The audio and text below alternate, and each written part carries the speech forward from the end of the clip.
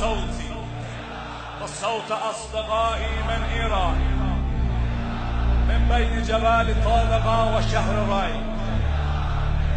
من تلك البقعة التي ستهيج منها جيوش الإسلام، معلنة بداية زوالكم واضمحلالكم، فاتحة قلاعكم وحصونكم، كما فتح مولانا أمير المؤمنين علي بن أبي طالب حصن أجدادكم في خيبر.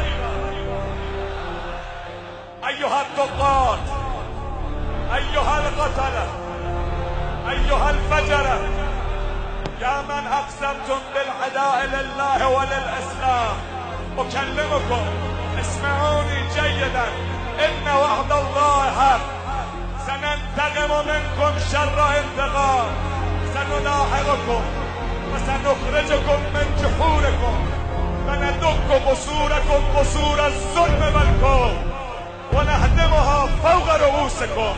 سوف نطهر الحرمين الشريفين من رجسكم ودنسكم. سيأتي يوما نرى محمينا مستندا إلى جدار الكعبة مزمجرا صوت الحيدري: ألا يا أهل العالم أنا الإمام الغائب، ألا يا أهل العالم أنا الصمصام المنتقم، يا طالبا بالعلم المقتول بكربلاء، يا فارس الحجاز، يا بقية الله أدركنا. لبيك يا مهدي،